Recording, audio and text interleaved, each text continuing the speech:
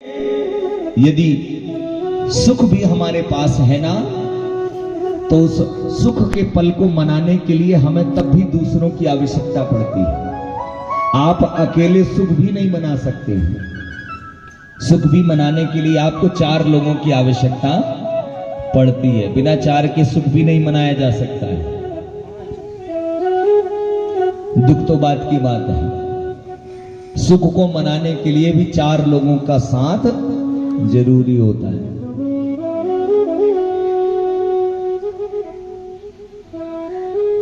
तो पांडव कह रहे हैं कि अपने लोगों को मार करके आज हम विजय भी प्राप्त कर लिए तो किस काम का। संसार की सारी संपत्ति भी मिल जाए पर आपका कोई अपना ना हो तो वो संपत्ति भी किस काम की मारे। इसलिए जीवन में संपत्ति से ज्यादा अपने रिश्ते को अहमियत दीजिए। आपके 4 यदि आपके साथ हैं वही आपकी सबसे बड़ी संपत्ति है। संपत्ति तो आज नहीं और कल, आज आपकी है कल किसी और की हो जाएगी। जीवन में संबंध को अहमियत दीजिए, संपत्ति को अहमियत मत दीजिए। पर आज समाज में संपत्ति को अहमियत दिया जा रहा है, संबंध को अहमियत नहीं दे रहे। इसीलिए छोटे से गांव में भी 4 घर हैं तो चारों में एक दूसरे के प्रति द्वेष है, बैर है, क्योंकि आपने जीवन में संपत्ति को चुना, संबंध को अहमियत नहीं दिया है। संबंध को अहमियत दीजिए महाराज। संपत्ति तो आज आपकी है कल किसी और की हो जाएगी, पर जो संबंध आपने यदि कमाया है तो वो संबंध आपके जाने के बाद भी चलता रहेगा। तो पांडव कोई उत्सव नहीं मना रहे, निराश हैं। अश्वत्थामा उनके शिविर के निकट पहुंच गया है, रात्रि का इंतजार कर रहा है कि कब प्रकाश समाप्त हो, अंधकार हो और कब मैं जाकर के इन 5 पांडवों के सिर को काट दूं। अश्वत्थामा जानता है कि किस शिविर में ये 5 भाई रात्रि को विश्राम करते हैं, परंतु आज रात्रि के पहले ही पांडवों को द्वारकाधीश का बुलौआ आ गया है। द्वारकाधीश ने दूत भेजा और 5 भाइयों को कहा कि आप 5 भाइयों को भगवान बुला रहे हैं। 5 भाई अपने आसन से उठे और मेरे ठाकुर जी के शिविर में जाकर के विराजमान हो गए। पर अश्वत्थामा नहीं जान पाया। आज पांडव जहां पर रोज शयन करते हैं वहां आज पांडव नहीं, आज पांडव के 5 पुत्र उस शिविर में पहुंच गए और रात्रि को वहीं पर सो गए, क्योंकि पिता लोग सब प्रभु के पास हैं तो यहीं पर विश्राम कर लेते हैं। आज अश्वत्थामा इस बात को नहीं समझ पाया और हाथ में अस्त्र लेकर के अश्वत्थामा उसी शिविर में प्रवेश कर जाता है। रात्रि का अंधेरा था, अश्वत्थामा को समझ नहीं आया ये पांडव हैं कि पांडव के पुत्र हैं। और रात्रि के अंधेरे में 5 पुत्रों के सिरों को काट दिया, थाल में रख करके, और दौड़ा दौड़ा कुरुक्षेत्र की भूमि में पहुंचा। अरे कहा मित्र दुर्योधन, अरे कहा मित्र नेत्र खोल देख। तो एक पांडव के कटे सिर को देखना चाहता था ना, मैं तेरे लिए 5 पांडवों के सिर काट के लाया हूं। अरे एक बार नेत्र खोल के तो देख मित्र, एक बार तो देख ले मेरे मित्र, एक बार देख ले। जैसे दुर्योधन के कान में आवाज गई कि 5 पांडवों का कटा सिर लाया हूं, दुर्योधन ने तुरंत नेत्र खोले। कहा मित्र जल्दी दिखा, जल्दी दिखा, कहीं ऐसा ना हो खुशी के मारे मेरे प्राण ही निकल जाए। जल्दी दिखा, जल्दी दिखा। और जैसे ही उस थाल से वस्त्र को जैसे ही हटाया और 5 पांडवों की जगह 5 पांडव के पुत्रों के जैसे ही कटे सिर को देखा, दुर्योधन विलाप करने लगा। अरे कहा ये क्या कर दिया तूने, ये क्या कर दिया मित्र। अरे कहा ये 5 पांडव नहीं है, ये तो 5 पांडव के पुत्र हैं। तूने इन पुत्रों को क्यों मार दिया,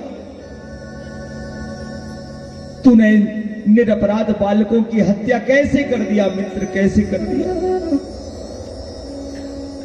अरे इन बालकों ने मेरा क्या बिगाड़ा है, मेरी दुश्मनी इनसे नहीं थी, मेरी दुश्मनी इनके पिताओं से थी। तूने जाते जाते इन 5 अबोध बालकों की हत्या का पाप भी मेरे सिर पे लाद दिया मित्र। जितना दुख मुझे अपने भाइयों के मरने का नहीं था, उससे ज्यादा दुख तूने आज दे दिया। तूने बहुत बड़ा धर्म कर दिया, बहुत बड़ा अनर्थ कर दिया मित्र। अरे हमारे मरने के बाद यही तो थे जो हमारा पिंडदान करते, यही तो थे जो मरने के बाद हमको पानी देते, जल देते। तूने हमारे वंश में पानी देने वाला भी नहीं छोड़ा मित्र, पानी देने वाला भी नहीं छोड़ा। ये क्या कर दिया अश्वत्थामा, तूने ये क्या कर दिया। विलाप करते करते महाराज दुर्योधन का प्राणांत हो गया।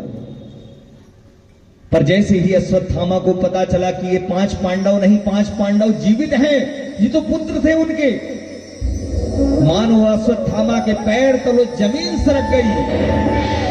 चारों तरफ अश्वत्थामा को काल दिखने लगा, शरीर कांपने लगा अश्वत्थामा का। अश्वत्थामा समझ गया यदि ये पांडव नहीं है, पांडव जीवित हैं, तो पांडव मुझे किसी हाल में छोड़ने वाले नहीं, मेरी मृत्यु निश्चित है। अपने प्राण को बचाने के लिए जंगल में गुफाओं में जाकर के छिपा। इधर पांडवों के शिविर में रात्रि समाप्त हुई और जैसे ही भोर हुआ,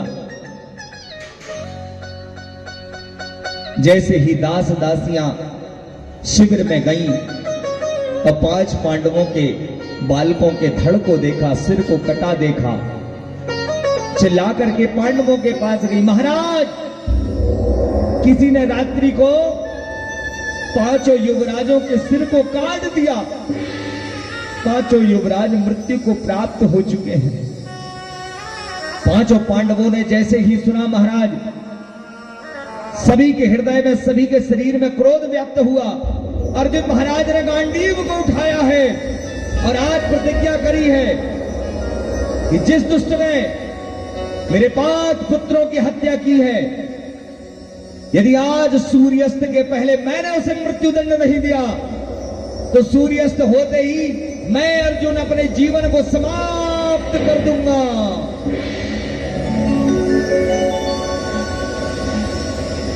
ऐसी घोर प्रतिज्ञा, गांडीव हाथ में, और पता किया किस दुष्ट ने यह किया है।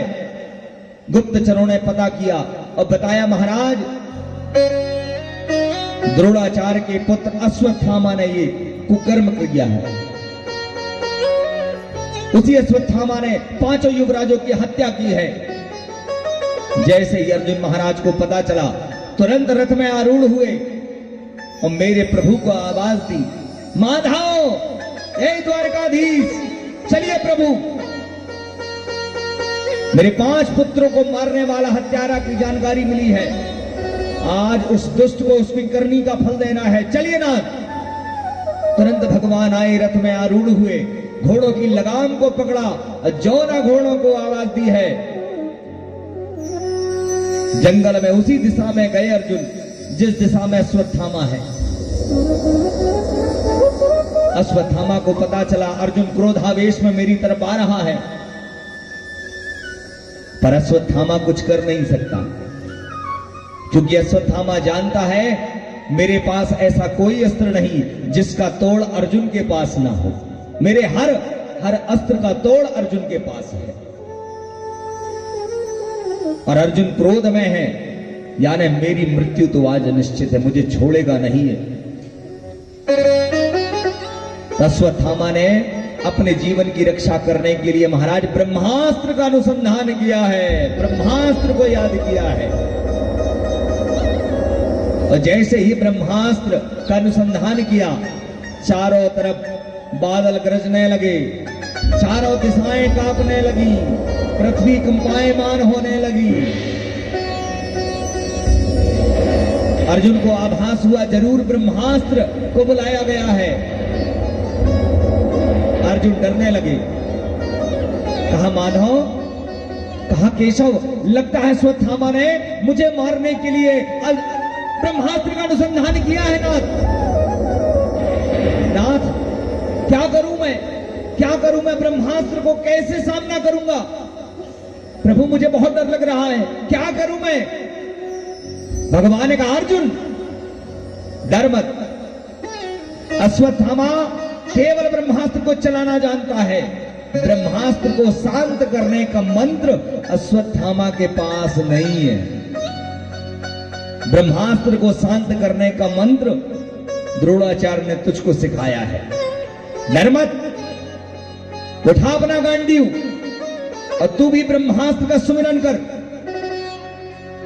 और अपने ब्रह्मास्त्र से अश्वत्थामा के ब्रह्मास्त्र को खींच ले, शांत कर दे उसे। जैसे ही भगवान ने कहा, अर्जुन को हिम्मत आई, अर्जुन ने गांडीव उठाया और उसी मंत्र का, उसी श्लोक का सुमिरन किया, ध्यान लगाया और देखते ही गांडीव में ब्रह्मास्त्र प्रकट हो गए। भगवान ने कहा लगा निशाना तू भी। अश्वत्थामा ने ब्रह्मास्त्र छोड़ा, बड़े अर्जुन भैया ने भी ब्रह्मास्त्र को छोड़ा और जैसे ही दोनों ब्रह्मास्त्र टकराए, अर्जुन के ब्रह्मास्त्र ने अश्वत्थामा के ब्रह्मास्त्र को भी खींच लिया। ब्रह्मास्त्र निष्फल हो गया। अश्वत्थामा समझ गया अब संसार में कोई अस्त्र नहीं जो मेरे प्राण को बचा सके। जब कोई अस्त्र, कोई रास्ता ना मिले महाराज, तब जीवन में समर्पण काम आता है, समर्पण। अश्वत्थामा ने सोचा यदि अपने जीवन को बचाना है तो आत्मसमर्पण कर दो। अस्त्र को फेंका, दोनों हाथ उठाए और अपने घुटनों के बल बैठ गया। भगवान ने देखा, अर्जुन को कहा अर्जुन रुक, लगता है वो समर्पण कर रहा है और समर्पण करने वाले को कभी मारा नहीं जाता है, मारा नहीं जाता है। जा उसे लेके आ। अर्जुन गए, अश्वत्थामा के हाथ को बांधा, पैर को बांधा, रथ में डाला, कहा चलिए माधव। भगवान अर्जुन को रथ में वापस लेकर के आए अपनी शिविर में। चारों तरफ सेना है और बीच में अश्वत्थामा को सभा के मध्य में खड़ा किया गया है। अश्वत्थामा जानता तो है मृत्यु तो आज निश्चित है, पर सोच रहा है कि मारेंगे कैसे। मरना तो है पर न जाने कैसी मौत देगा अर्जुन, वो सोच रहा है। कितना खतरनाक मारेगा मुझे, कितना कष्ट होगा आज। शरीर कांप रहा है अश्वत्थामा का, सभा के मध्य में खड़ा है, सिर को नीचे झुकाए। कर्म ही ऐसा किया है कि नजरें ही नहीं मिला सकता। चारों तरफ सेना अस्त्र को लेकर के खड़े हैं सैनिक। पांचों पांडव क्रोधावेश में अश्वत्थामा की तरफ देख रहे हैं। अर्जुन ने आदेश किया महारानी द्रौपदी को लाया जाए, वो भी तो देखे उसके 5 पुत्रों को मारने वाला ये दुष्ट कौन है। द्रौपदी के तो बुरे हाल हैं हो, जिस माता के 5 जवान पुत्र एक ही क्षण में मर गए हों, मार दिया गया, उस माता के हृदय की पीड़ा तो वही जान सकती है। दास दासियां हाथ पकड़ करके लेके आई, कोई सुध-बुध नहीं है द्रौपदी के शरीर में, केवल नेत्र से अश्रु लगातार बहते जा रहे हैं। सभा के मध्य में लाया गया। अर्जुन ने कहा देवी महारानी अपने नेत्र के अश्रु को पोंछो और सिर उठा करके देख, तेरे 5 पुत्रों को मारने वाला दुष्ट ये हत्यारा तेरे सामने सिर झुकाए खड़ा है। देख और बता कि इसे कैसे मारूं मैं, इसे किस तरह से मृत्यु दंड दूं कि तेरे मन में तनक शांति हो जाए, तेरी आत्मा में थोड़ी शांति हो जाए। बता कैसे मारूं। जैसे ही द्रौपदी को आवाज दी, द्रौपदी ने सिर को उठाया, दोनों हाथों से अपने नेत्र के अश्रु को पोंछा और जैसे ही अश्रु नेत्र से हटे, स्पष्ट चेहरा दिखाई दिया। देखा हाथ बांधे, सिर को नीचे झुकाए, कांपता हुआ शरीर अश्वत्थामा खड़ा है। तुरंत दास दासियों को दूर किया द्रौपदी ने और दौड़ लगाई अश्वत्थामा की तरफ। कहा छोड़ दीजिए नाथ, इसे छोड़ दीजिए, इसे नहीं मारिएगा, इसे कोई नहीं मारेगा, इसे कोई नहीं मारेगा। और जाकर के अश्वत्थामा के हाथ की रस्सियों को खोलने लगी। अर्जुन पास में ही खड़े थे। अरे कहा क्या कह रही है, जानती है कौन है ये? तेरे 5 पुत्रों को मारने वाला दुष्ट है, इसे छोड़ने को क्यों बोल रही है? द्रौपदी ने हाथ जोड़ा, नहीं ना, इसने भले जो कुछ भी किया हो, पर यह ब्राह्मण है और मैं अपने नेत्र के सामने आपको इतना बड़ा अपराध, इतना बड़ा पाप नहीं करने दे सकती। इसे मारने का अधिकार आपको नहीं है। इसने जो कर्म किया है उसे इसकी सजा परमात्मा देगा, पर आप नहीं, आप इसे कुछ नहीं करिएगा। मैं आपके चरणों में विनती करती हूं, इसे कोई कुछ नहीं करेगा। अर्जुन ने कहा तू बावरी हो गई है क्या? हमारे 5 पुत्रों को मारने वाला दुष्ट खड़ा है सामने और तू कह रही है कि छोड़ दे। द्रौपदी ने कहा नाथ, इसकी तरफ ध्यान से देखिए, एक बार ध्यान से देखिए। ये हाथ को जोड़े, कांपता शरीर, ये कौन है? ये अश्वत्थामा नहीं है। आपके सामने हाथ जोड़े आपके गुरु महाराज द्रोण खड़े हैं। ये द्रोणाचार्य हैं, जो कि शास्त्रों में कहा गया है कि पुत्र अपने पिता की आत्मा होता है, और ये गुरु द्रोण का पुत्र है, इसलिए ये उनकी आत्मा स्वरूप में आपके सामने है। भूल गए अपने गुरुदेव के प्रेम को, कितना प्रेम किया, आपको शिक्षा दी। जो विद्या उन्होंने अपने पुत्र को नहीं सिखाई, वो विद्या उन्होंने आपको सिखाई है। उनके प्रेम का ये सिला ना दीजिए आप। इसको तो छोड़िए, पर एक बार गौतमी मैया के बारे में तो सोचिए। गौतमी मैया के जीवन का यही एक सहारा है।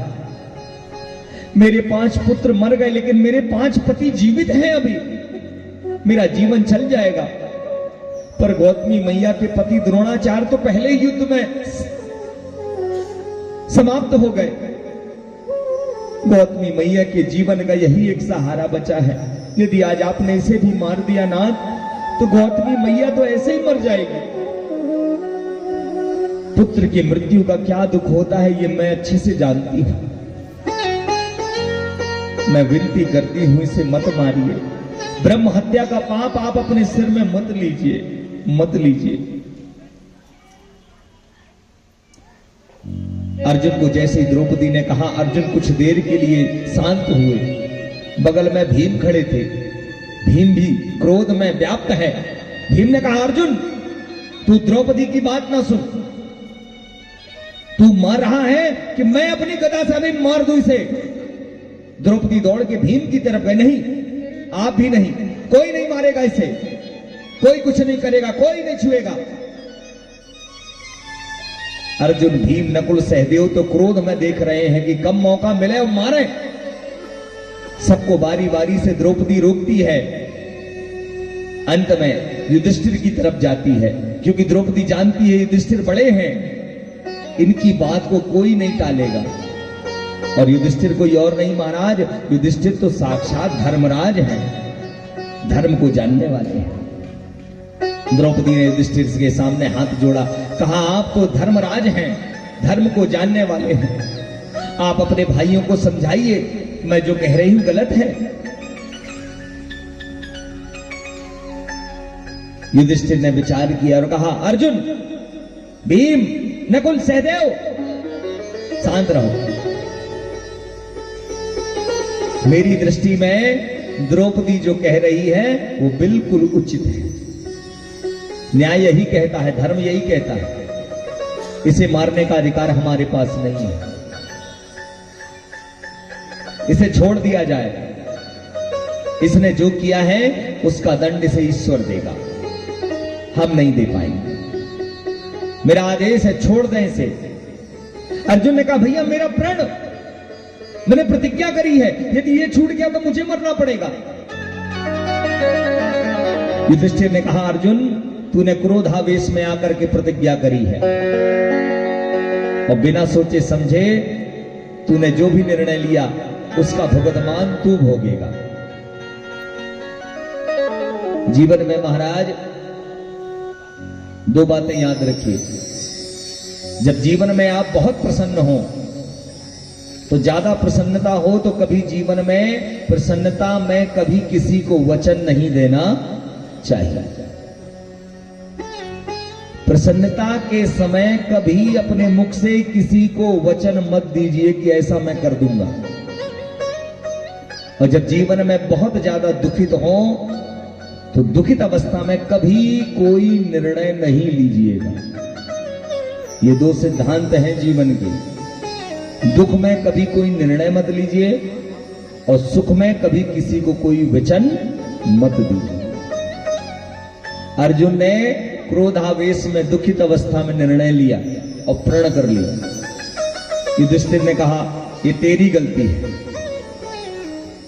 तू भोग, तू जान, पर धर्म से उलट मैं कोई निर्णय नहीं लूंगा। धर्म कहता है इसे नहीं मारना, मतलब नहीं मारना। जैसे ही अर्जुन ने सुना, अर्जुन के नेत्र में अश्रु आ गए, अर्जुन के शरीर कपने लगा। हे भगवान, क्रोधावेश में आकर के मैंने प्रण कर लिया, पर ये कैसा धर्म संकट है मेरे सामने।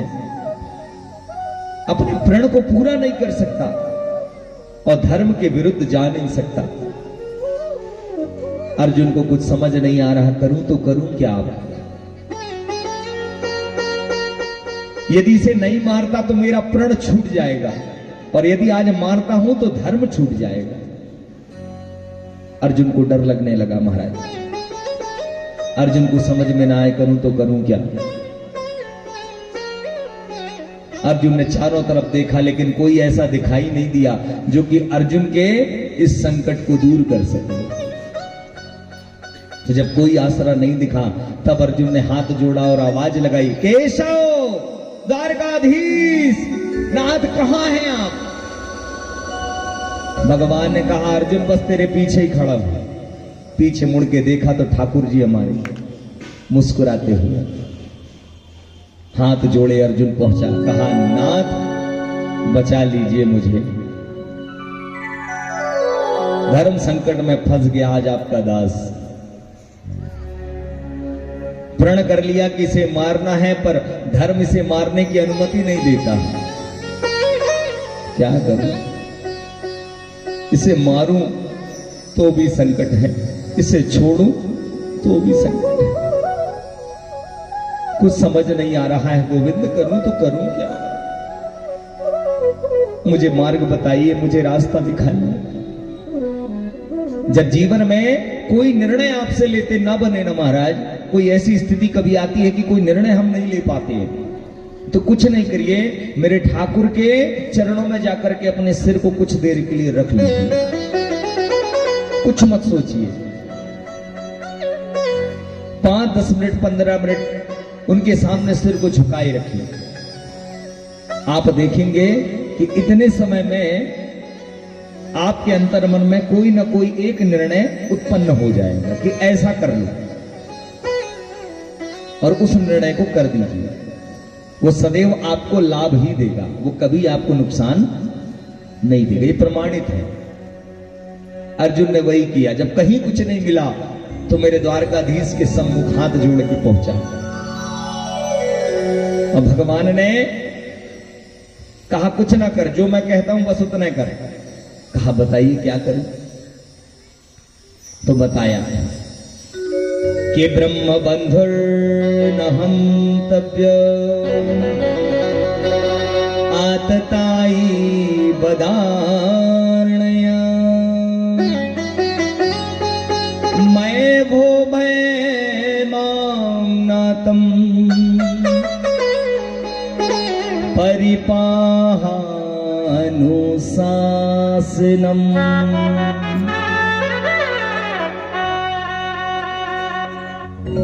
ब्रह्म बंधुर्न हन्तव्य आततायी बदार्णया। भगवान ने कहा अर्जुन, आतताई कोई भी हो कभी छोड़ना नहीं चाहिए, और ब्राह्मण कैसा भी हो कभी मारना नहीं चाहिए।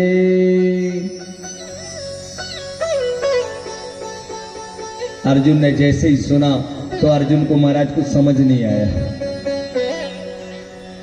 आतताई कोई भी हो मत छोड़ो, ब्राह्मण कैसा भी हो मत मारो। अर्जुन ने कहा गोविंद, जो आप बता रहे हैं वही तो समस्या है, जो सलाह आप दे रहे हैं वही तो समस्या है। इसने सोते हुए बालकों को मारा है तो आतताई है, छोड़ नहीं सकता, पर ये ब्राह्मण है, मार भी नहीं सकता। आपने रास्ता नहीं बताया, गोल मोल घुमा के वही बताया, नहीं समझ में आया। आतताई किसको कहते महाराज? पहला, जो छोटे बालकों को, 5 वर्ष के कम बालकों को मारे वो आतताई। दूसरा, जो गौ और ब्राह्मण को मारे वो आतताई। तीसरा, जो विक्षिप्त, जो दिमाग से कम है, थोड़े से पागल हैं या कम बुद्धि है उनके पास, उनको जो मारे वो आतताई है। संत महात्माओं को, इनको कोई मारे तो वो आतताई है। इन लोगों को यदि आप मारते हैं, इन लोगों को दंड देते हैं तो उसका कोई अपराध नहीं होता, कोई पाप नहीं लगता है। तो भगवान ने कहा आतताई है मत, छोड़ मत, पर ब्राह्मण है मार मत। अर्जुन ने कहा कुछ समझ नहीं आ रहा, समस्या तो वैसे के वैसे ही है। तब भगवान ने कहा तुझे गीता में मैंने एक बात बताई थी, याद कर, कि जो शरीर से मानने योग्य ना हो और प्रतिष्ठित हो, माननीय हो, सम्माननीय हो, पूजनीय हो, उसके मान सम्मान प्रतिष्ठा को मार दीजिए, वही उसकी मृत्यु के बराबर है। ये ब्राह्मण है, पूजनीय है, सम्माननीय है, माननीय है, प्रतिष्ठित है, उच्च कुल का है, इसके मान सम्मान को मार दे, यही इसकी मृत्यु के बराबर है। तुरंत अर्जुन समझा, कहा बिल्कुल सही बात है। निकाला तुरंत अस्त्र, अब पकड़ा बाल उसके अश्वत्थामा के, और अश्वत्थामा के माथे में जो मणि थी उस मणि को निकाल लिया, शरीर को छिन्न भिन्न कर दिया, और सभी सभा के मध्य में अपमानित करके, धुतकार करके सभा से बाहर कर दिया। आज भगवान ने अर्जुन के प्रण की रक्षा भी कर ली और अर्जुन के प्राण की रक्षा भी कर ली। बोले द्वारकाधीश महाराज की जय हो। पर अश्वत्थामा ने जैसी अपने अपमान को देखा तो सह नहीं पाया, मन ही मन उसने भी प्रण कर लिया कि तुम पांडवों ने मिलकर के मेरा इतना बड़ा अपमान किया है, मैं प्रतिज्ञा करता हूं कि तुम्हारे वंश को ही समाप्त कर दूंगा, तुम्हारे वंश में कोई पानी देने वाला नहीं छोड़ूंगा, निर्वंशी कर दूंगा इन पांडवों को।